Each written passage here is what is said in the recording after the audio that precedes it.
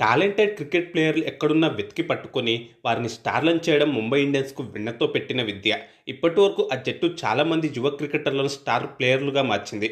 ప్రస్తుతం వారంతా ఐపీఎల్లోనే కాకుండా అంతర్జాతీయ క్రికెట్లోనూ దుమ్ము లేపుతున్నారు. జస్ప్రీత్ బుమ్రా, సూర్యకుమార్ యాదవ్, హార్దిక్ పాండ్యా, ఇషాన్ కిషన్, కృణాల్ పాండ్యా, తిలక్ వర్మ వంటి తదితర ఆటగాళ్లే ఇందుకు ఉదాహరణ. వీరే కాకుండా ఇంకా చాలామంది క్రికెటర్లు ఉన్నారు. ఈ సీజన్లో ఇప్పటికే విఘ్నేష్ పుత్తూర్ అనే ఆనుబంత్యం వంటి ఆటగాడిని ముంబై ఇండియన్స్ వెలుగులోకి తెచ్చిన సంగతి తెలిసిందే. సీజన్ ఆరంభ మ్యాచ్లోనే అద్భుతంగా బౌలింగ్ చేసిన విఘ్నేష్ పుత్తూర్ అందరి దృష్టిని ఆకర్షించాడు.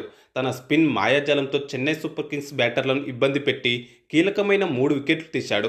తాజాగా ముంబై ఇండియన్స్ నుంచి మరో ఆణిముత్యం క్రికెట్ ప్రపంచంలోకి అడుగుపెట్టింది. సోమవారం కోల్కతా నైట్ రైడర్స్తో జరిగిన మ్యాచ్లో అశ్వనీ కుమార్ అనే యువ పేస్ బౌలర్ తన బౌలింగ్తో అందరి దృష్టిని ఆకర్షించాడు. 23 ఏళ్ల ఈ లెఫ్ట్ ఆర్మ్ పేసర్ కేకేఆర్ బ్యాటర్లకు చుక్కలు చూపించాడు. అరంగేట్ర మ్యాచ్లోనే తాను వేసిన తొలి బంతికే Kolkata Knight Riders captain Ajinkya రహానెను అవుట్ చేసి వారెవ్వా అనిపించాడు. కొత్త కుర్రాడు కదా, ఈజీగా ఆడొచ్చు అనుకున్నాడేమో తెలియదు కానీ అశ్వనీ కుమార్ వేసిన బంతిని భారీ షాట్ ఆడేందుకు ప్రయత్నించిన రహానే ఫీల్డర్ తిలక్ వర్మకు దీంతో ఐపీఎల్ చరిత్రలోనే అరంగేట్ర మ్యాచ్లో తొలి బంతికే వికెట్ తీసిన తొలి భారత ఆటగాడిగా చరిత్ర సృష్టించాడు. మొత్తంగా చూసుకుంటే 4వ బౌలర్గా ఉన్నాడు.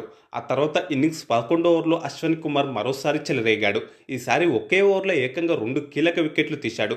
క్రీజులో కుదురుకున్న రింకు సింగ్ మనీష్ పాండేను అవుట్ చేశాడు. మనీష్ పాండేను అయితే క్లీన్ బౌల్డ్ చేశాడు. దీంతో కేకేఆర్ ఇంకా కోలుకోలేకపోయింది. ఆ వెంటనే కెప్టెన్ హార్దిక్ పాండ్యా 13వ ఓవర్ను కూడా అశ్వనీ కుమార్కే ఇచ్చాడు.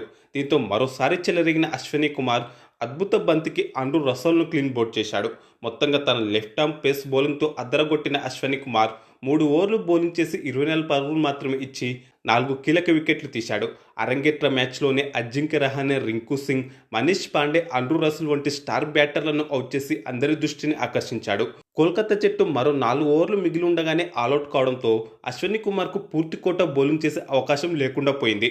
లేదంటే మరొక ఓవర్ ఇచ్చుంటే అరంగేట్ర మ్యాచ్లోనే 5 వికెట్ల హల్ను పూర్తి చేసేవాడు. ఇప్పటికైనా ఐపీఎల్ చరిత్రలో అరంగేట్ర మ్యాచ్లోనే అత్యుత్తమ బౌలింగ్ గణాంకాన్ని నమోదు చేసిన భారత బౌలర్గా రికార్డు నెలకొల్పాడు. మొత్తంగా చూసుకుంటే 4వ స్థానంలో ఉన్నాడు.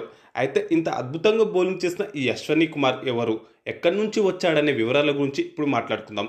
కాగా అశ్వనీ కుమార్ పంజాబ్ రాష్ట్రంలోని మొహాలీలో 2001వ సంవత్సరం ఆగస్టు 29న జన్మించాడు. చిన్నప్పటి నుంచి అతనికి క్రికెట్పై ఆసక్తి ఎక్కువ. స్కూల్ క్రికెట్లోనే అందరి దృష్టి ఆకర్షించాడు. తన అద్భుత లెఫ్ట్ ఆర్మ్ పేస్ బౌలింగ్తో అందరి దృష్టిని ఆకర్షించాడు.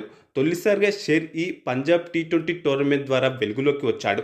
ఆ టోర్నీలో డెత్ ఓవర్లలో అద్భుతంగా బౌలింగ్ చేసి అందరి మన్ననలు పొందాడు.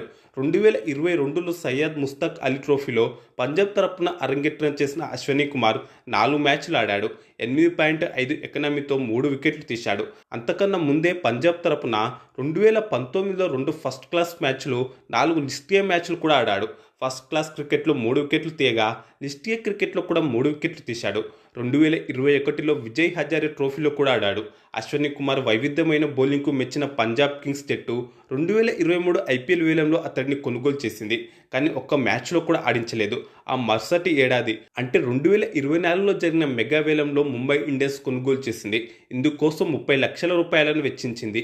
జాతీయ స్థాయిలో ఎక్కువ మ్యాచ్లు ఆడకపోయినప్పటికీ అశ్వనీ కుమార్లోని ప్రతిభను గుర్తించిన ముంబై యాజమాన్యం అతన్ని వేలంలో కొనుగోలు చేసింది.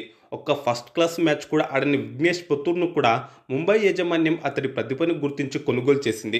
దీనిని బట్టి కింది స్థాయిలో యువ ఆటగాళ్లను ఒడబోసి ప్రతిభ ఉన్న వాళ్లను ముంబై యాజమాన్యం ఎంత అద్భుతంగా వెలుగులోకి తెస్తుందో అర్థం చేసుకోవచ్చు.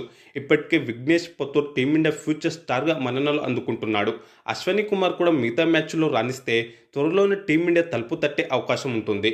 ఇక మ్యాచ్ విషయానికి వస్తే అశ్వనీ కుమార్ అద్భుత బౌలింగ్కు తోడుగా ఇతర బౌలర్లు కూడా చెలరేగడంతో ఈ మ్యాచ్లో టాస్ ఓడి ముందుగా బ్యాటింగ్ చేసిన కోల్కతా నైట్ రైడర్స్ జట్టు 16.2 ఓవర్లలో 116 పరుగులకే ఆల్అవుట్ అయింది.